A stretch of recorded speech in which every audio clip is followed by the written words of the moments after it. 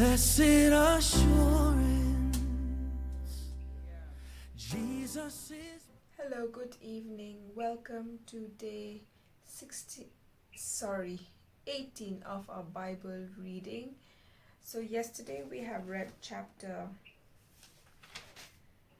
37, which was about Joseph's dream. So I have decided that we will read one chapter a day, so that it doesn't get too lengthy and too monotonous, right? So I decided, we'll read one chapter a day. All right, so like as usual, before we proceed with reading the chapter, we will first read the verse of the day from according to YouVersion. All right, so the verse of the day today is John chapter 20, verse 29. Then Jesus told him, "Because you have seen me, you have believed. Blessed are those who have not seen and yet have believed." Then Jesus told him, "Because you have seen me, you have believed. Blessed are those who have not seen and yet have believed." Right? So here, it's actually from chapter 20, where Jesus appears to Thomas, right? And he tells Thomas that since you have seen me, hence you have believed me. But blessed are the ones who do not see me, but yet still believe, right? So especially in our generation, we are way, way, way out of Jesus' time, where we don't even see him. We, all we do now is read the word of God and read about Jesus through all the many stories in the Bible, right? So many times it's always told, right? It's always been told, right? Believe, or seek and you shall find. Believe it in your heart, and it will be true, or something like that, right? So even here he clearly says it, right? Blessed are those who have not seen me and yet have believed, right? So from my personal experience, right, through what I've struggled with, and having lived a life that really for sure did make God sad, right?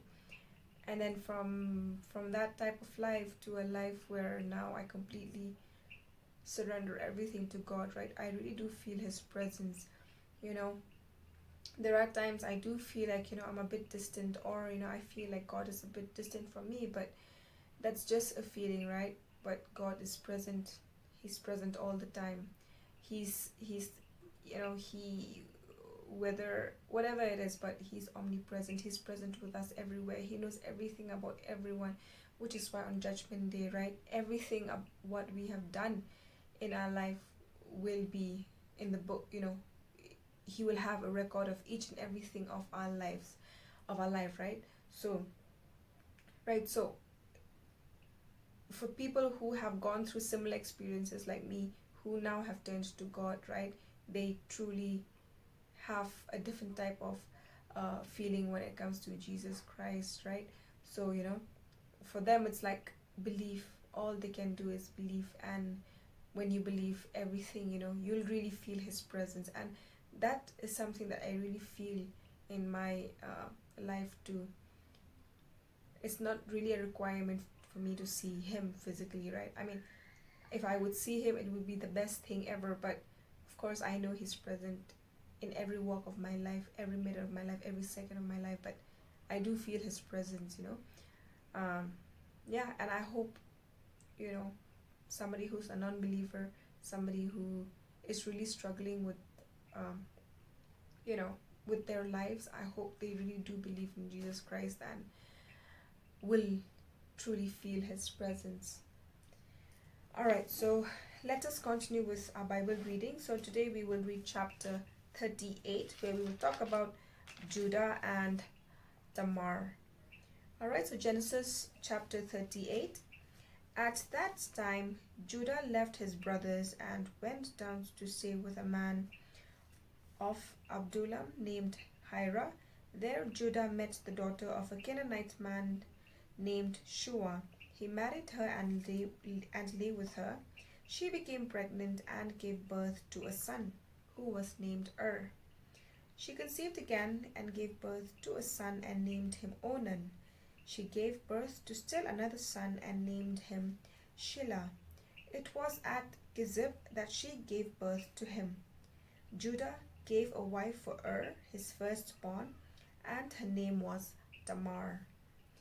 But Judah's firstborn, was wicked in the Lord's sight, so the Lord put him to death. So this is what God does, right? He knows the future of every one of us, right? So there are many incidences as well in the Bible where you will see, he actually causes deaths of many people because he knows what the future is going to be. He knows what those people are going to do in the near future, right?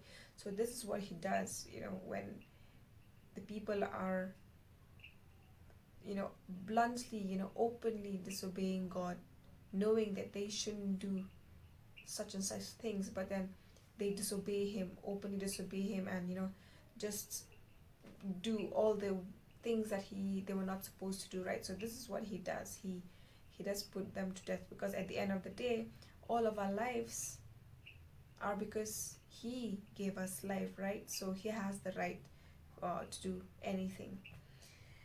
All right, so same thing with too. He was wicked in the Lord's sight, so the Lord put him to death. Then Judah said to Onan, "Lie with your brother's wife and fulfill your duty to her as a brother-in-law to produce offspring for your brother." So this was a practice that is practiced in the ancient times, right? But Onan knew that the offspring would not be his, so whenever he lay with his brother's wife, he spilt his semen on the ground to keep from producing offspring for his brother.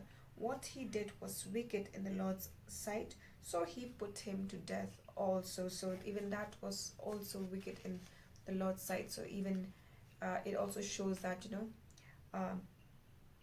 Onan disobeyed God as well, right? So even he was killed. So Judah then said to his daughter-in-law Tamar, "Live as a widow in your father's house until my son Shelah grows up." For he thought he may die too, just like his brothers.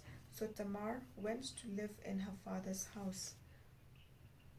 After a long time, Judah's wife, the daughter of Shua, died.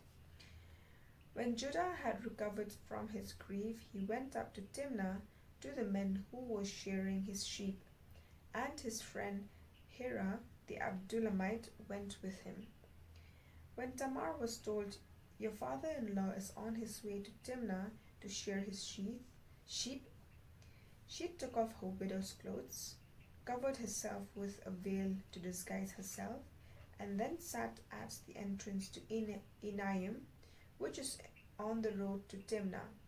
For she saw that, though Shelah had now grown up, she had not been given to him as his wife. So what she had done is, she removed her widow clothes and sat at the entrance of Enaim, right, the road to Timnah.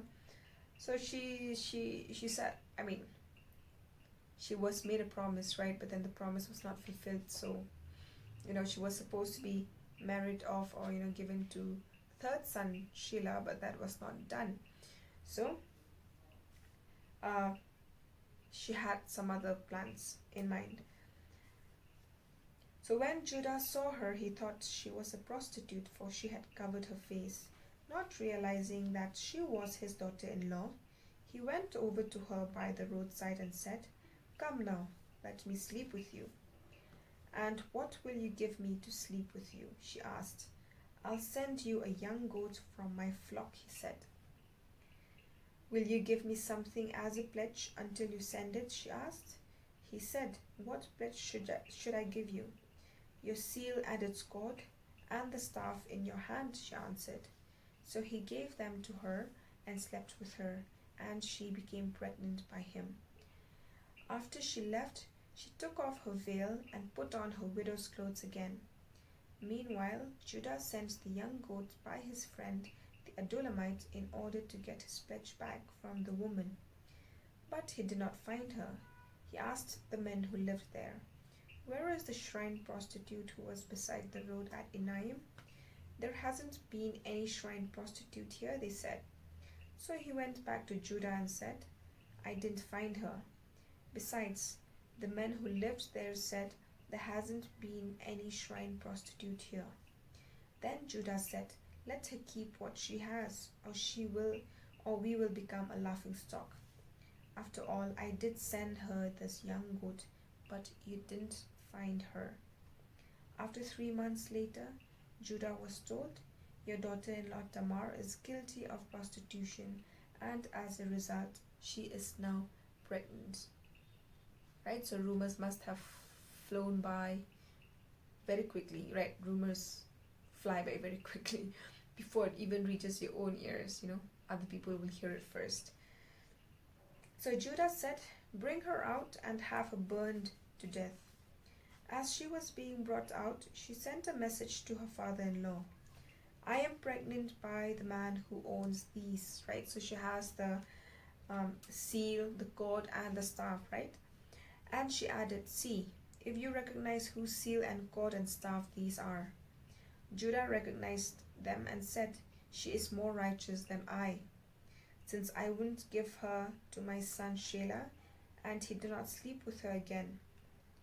When the time came for her to give birth, there were twin boys in her womb.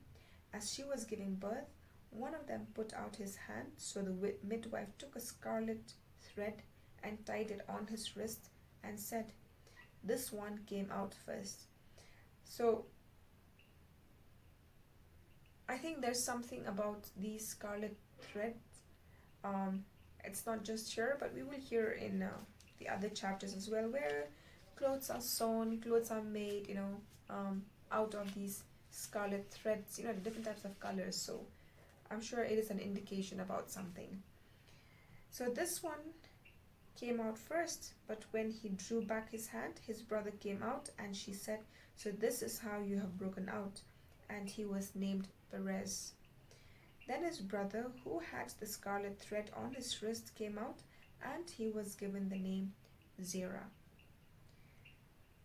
Alright, so here we have the birth of who was supposed to be Judah's grandson, but now is Judah's son, right, through his daughter-in-law. So we are done with chapter 38. We will continue again tomorrow with chapter 39, where we will talk about Joseph and Potiphar's wife. I think most of us will know the story about Potiphar's wife and what her intentions are towards Joseph. But for today, we are done with chapter 38. I hope you all can join me again tomorrow. Please share, please help share, like, subscribe, also comment. It may help me a bit. Alright, so I hope you all have a good day. I hope you all have a good night, and we will meet again tomorrow. Bye-bye. Blessed assurance, Jesus is mine. He's been my fourth man.